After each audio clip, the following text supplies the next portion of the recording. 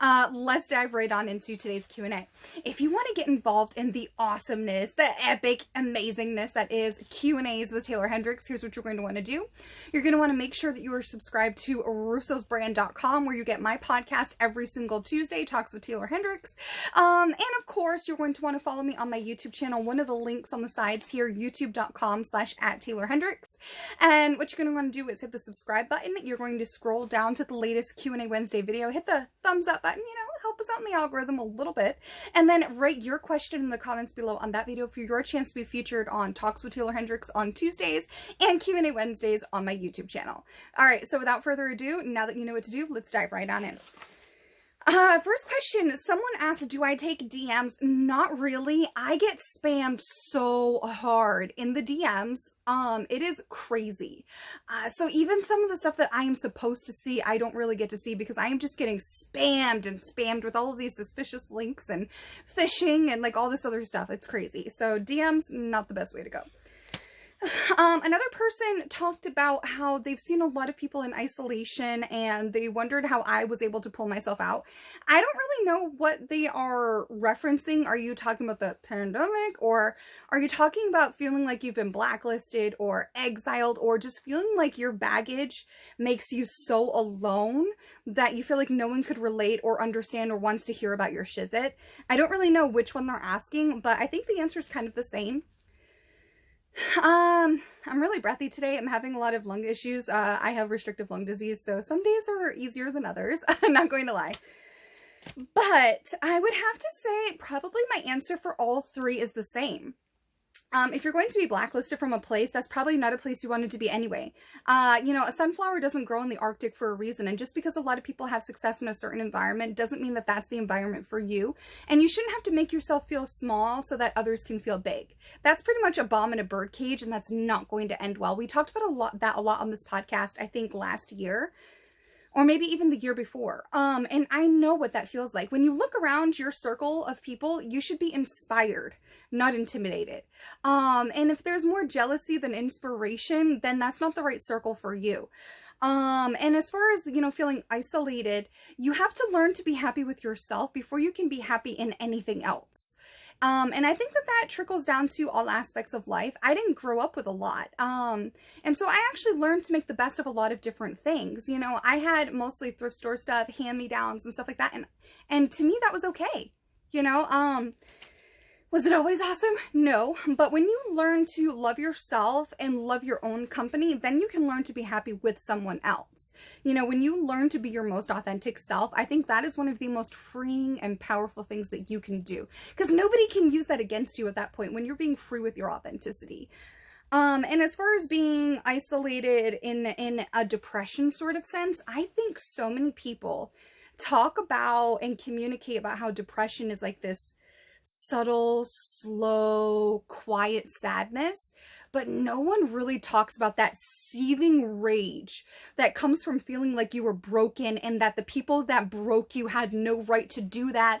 And then you get even more angry for feeling that way, and then you get even more just filled with this intense rage like that is just pouring out of, every part of your being, because you realize in order for them to even break you to begin with, you had to give them some sort of power over you, which is then a sense of accountability, and then you get even more mad and all this other stuff. So I think there's a lot to be said about the different ways that depression affects all of us. A lot of us don't really talk about that, and we probably should. Yeah, I would say a lot of people don't really focus on those. So those are some points that I would like to make. And also too, just because you have been friends with somebody or known somebody for a long time doesn't mean they have your best interest. Sometimes the person you just met like a couple weeks ago or a few months ago could have better intentions for you than someone you've known for 10 years. So isolation comes in so many different forms, whether it's mental, physical, emotional, psychological. A lot of times we focus on our problems as if we're the only ones that have ever gone through it, and we're not. And that's what makes it so lonely feeling, as if you're broken, but you're not really broken. You're just hurting. And you want people to acknowledge that hurt, but a lot of people don't want to acknowledge the hurt that they have done to you.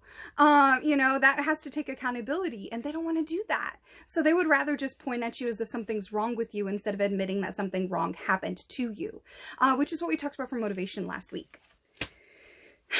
Next person asked me, what do I like and or dislike about modern day wrestling? How much time do you have? I feel like opportunities are being squandered because so many people are getting them. If, thousands of people have gotten the opportunity that you got, is it really that special? You know what I'm saying? But whereas if only a select few have had that experience and got to have that opportunity, it makes it so much more special, in my opinion. And I also think that because there's a lot of birds of a feather flock together, what that basically means is like protects like and attracts like. So bad people kind of flock together and help promote other bad people because they know that they're the same. So they're going to have each other's backs in that sense. And it ends up hurting a lot of really amazing talent who aren't bad people. There are actually a lot of really good people in wrestling. But they don't often get the same sort of pushes and opportunities as some other people because they're not willing to do the same sorts of things. So I definitely dislike that. I also dislike the promo skills. Like, I miss the days where there was these characters that cut these amazing promos, okay? Like, Psycho Sid, like that guy, you would not want to meet him in a dark alley. Like, you know what I'm saying? Brian Pillman, I mean, come on. There's a huge list. And, I just miss that because I feel like nowadays people are trying so hard to be heels. But then it transfers over into their real personality. They forget to have that disconnect. So they're kind of living the gimmick. And I think that's really bad and it's not going to end well. But then also too, there's people that want to say these bad things about Vince McMahon having so much control over promos and stuff in WWE, but then you see some people where they actually need that tutelage and they don't have it, and it's just like, oh, So I really feel like I wish there was a better balance of that. There's no excuse to not have charisma and not be able to cut a promo. There's so many times throughout the day you can be practicing promos. And at the end of the day, I want heels to be heels again, but I want the heel actions to stop at a certain point, and then be who they really are, don't live the gimmick because that never ends well. And I want people to be paying dues again because it makes you appreciate so much more. Like, for example, I actually set up rings for more than 10 years of my career. A lot of people don't know that. I was setting up rings my whole career prior to TNA, right? And then because you were assigned to TNA and you were under their developmental territory at OVW, you were required to do ring crew, both setup and takedown. And then if I got approved to do independent wrestling shows, like I did some in Alabama, Georgia, Tennessee, and a few other, I think I did another one in Florida during my tenure at Impact, and they were non-Impact shows. I offered to help with ring crew and stuff because I know what that's like. I've bought people their coffees. I've helped people with their bags. I've sold other people's merch for them. Like, I legit paid my dues. Even after Impact, right? I started at Ring of Honor for free because I wanted to be there, and I don't think a lot of people really understand that. Like, I remember my first payday for Ring of Honor, I was going there on my own dime and stuff like that because sometimes you have to show people that you are dedicated and that you want it and so forth.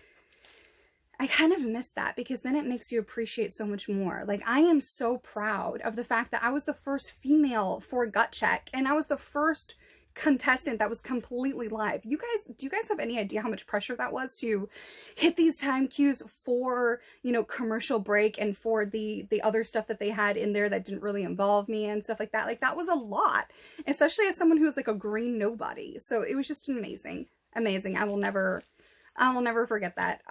Especially where like almost 2 million people were watching. There's not a lot that does that kind of stuff today. Do I like Adam Sandler? Yes, he is from my neck of the woods. I love that. I love all of this. I love that for his family. Like, all of their success is amazing. The fact that he met his wife now of like 20 years and his amazing family is all because of the woman that he met on set of Big Daddy. Like, he credits Big Daddy for all of the success and happiness that he has today. And to me, that's amazing. I love that for him. I want that for myself in the sense that, I don't know, just the way he's in such control of his own career and the people that he gets to hire and chooses to be around. I love that. You protect your joy, you protect your happiness, you protect your brand, and he is in full control of his brand. He gets to do stuff that he enjoys. Who doesn't love that? I absolutely love Adam Sandler. Love his wife. Love everything about that. Amazing. Chef's kiss of luck and awesomeness and just, you know, the right time. I think when you have the right partner in your life, just amazing things happen. There's just this sense of, I don't know, feeling loved and free, and this sense that you're not alone in the universe anymore, and there's somebody that legitimately has your back if things ever went down, and the sense of just being home. Like, there's just so, I don't know, amazing things change when you meet that person. And sometimes it could be the worst timing, and sometimes it's the most amazing thing in the world. That is something I will never take for granted, honestly. Let me see. Do I feel like I have an eye for talent? Absolutely. I absolutely do. Getting to be a part of the backstage management at Lucha Patron, like getting to be an agent and showing my agenting skills, but also my character development skills behind the scene. It's been so amazing, you guys. I have had the chance to work with some talented men. They are, like, I am serious, so talented. Like, the fact that a lot of you don't even know their names yet is crazy. Is crazy. I am so excited for them and their future in the business if they stick with it and keep to their moral compass and really just follow through with all of their potential. Like, I could name at least 5 guys right now. Okay, Big Fonz, Judiz, Dom Cyrus, Matt Carlos, Arsenal, they're Wicked, RJ Santos. Like, guys, Lucha Patron has put a focus on more local talent, and just getting to work with these guys has been so awesome. You know, just, it's so cool. Like, I'm so excited for their futures. I really am. Like, to me, when you get to help be a part of someone's trajectory, that is so special. Even if it's little things, because to me, the little critiques, the little itty bitty details add up to big, magical, and amazing things. Like my grandmother used to say, the devil is in the details. You know, I think it's little details that take someone from being a wrestler to a superstar.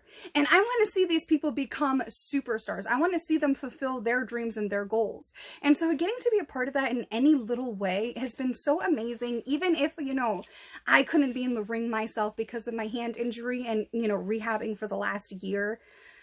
I don't know, it's been so cool. So cool. And not only with Lucha Patron, but also with a lot of the writing that I did for Fightful.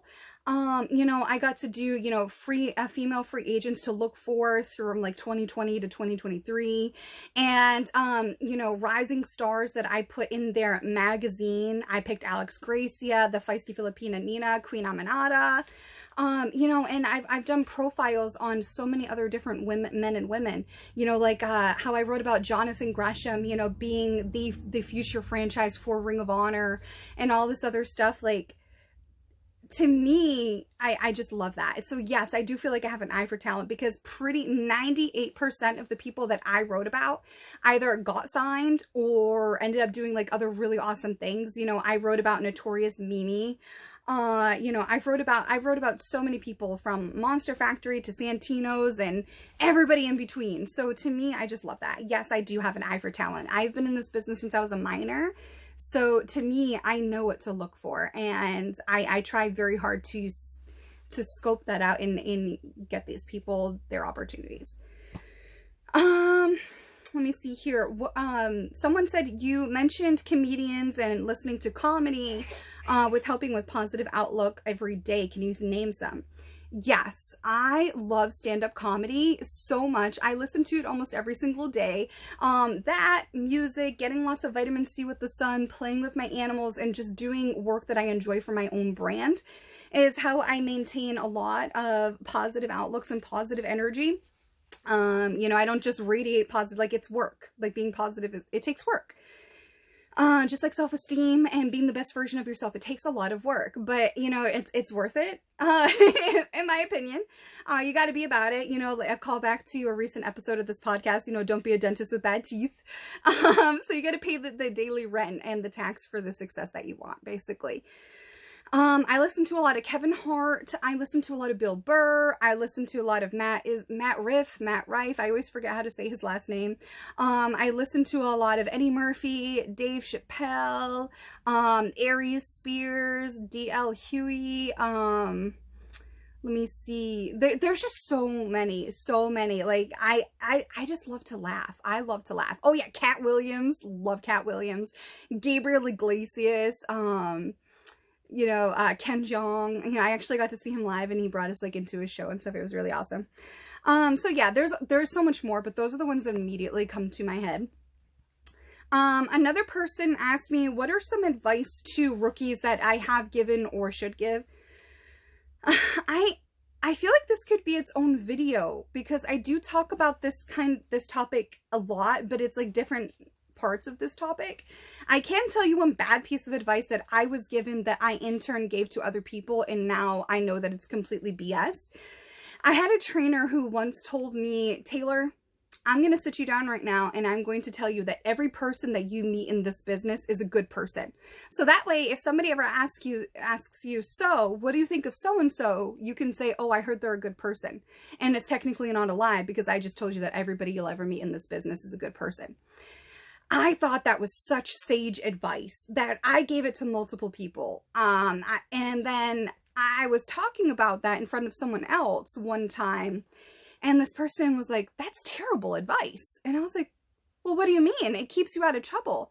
And they're like, in the short term, it might keep you out of trouble, but in the long run, that makes you a part of the problem. Because if something bad happens to one of those people that you told them so-and-so was a good person, based off of this thing that your trainer said, you're a part of the problem and you indirectly helped something bad happen to somebody because you weren't honest. And I was like, phew. And ever since then, that happened, I would say circa 2015 when that epiphany happened. And then after that, I was like, holy crap. And I changed my whole outlook on all of it. And then I no longer gave that bad advice. And I was always honest ever since, good or bad. You know, people don't really know how to take that sort of honesty. But to me, it was better. It was better to be honest. And that person was totally right. It was crap advice. So advice I would give now to rookies in wrestling is, you know, act as if no one is your friend, because this is a business. And at the end of the day, I don't know a single person in this business that would be like, oh no, that's not the right opportunity for me. You should give that to so-and-so.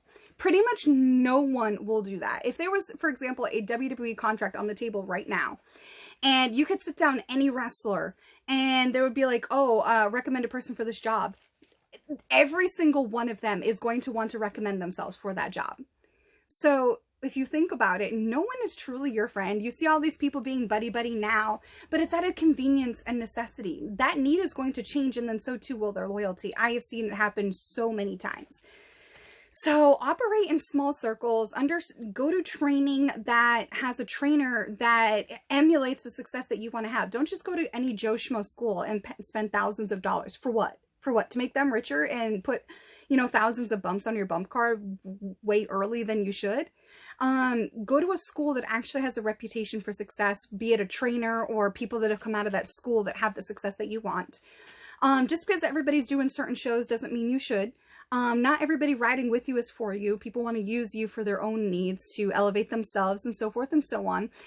Everybody has ears and everybody has eyes, but most people trust their ears and not their eyes. I'm a person that, I don't like to listen to people's talk, because to me, talk is cheap.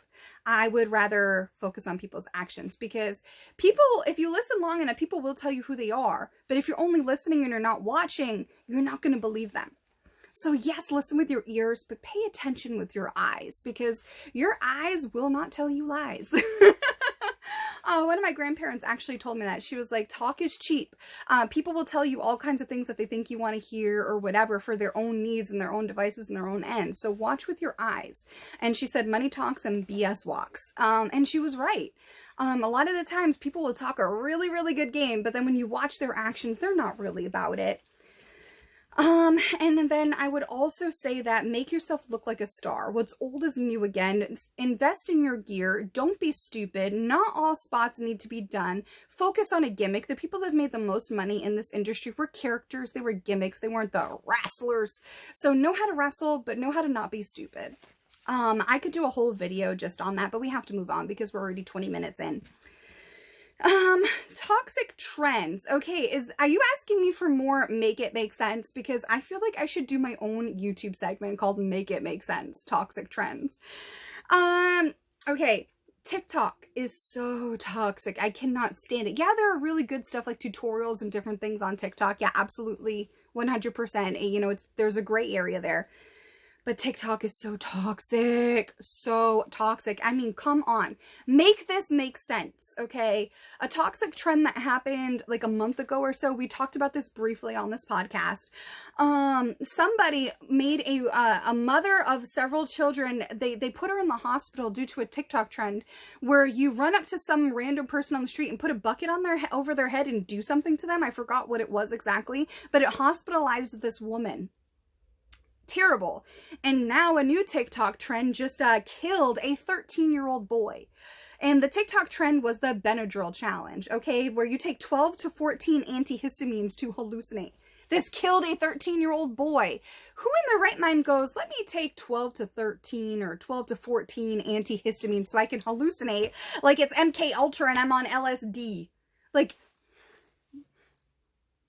make this make sense. Make it make sense. I'll wait. I won't because it doesn't make sense. Oh, okay. Another thing, it actually is kind of similar to the advice for rookies question, but this fits under the toxic trends. Okay, I saw somebody write down like one of the worst things I have ever seen in my life as far as, you know, quotes and advice. And I actually really love this person. I love their work, so I'm not going to say their name, but basically they said, quote, "Some women choose to follow men and some women choose to follow their dreams. If you're wondering which way to go, remember that your career will never wake up and tell you that it doesn't love you anymore." Lies, cap, whatever the new slang is, I call BS. BS, and I am so disappointed in this quote. So disappointed. Please make this make sense. We have talked so much on this podcast about how amazing it can be to be a professional athlete or be a superstar in the limelight, right? But we also talk about the daily tax and the rent that comes along with that success. We have talked in great detail and to such depths about the pitfalls and the waking nightmare of being a professional athlete, where your career will sometimes decide you're done before you're done. Sometimes it ends your career before without you even having a say so.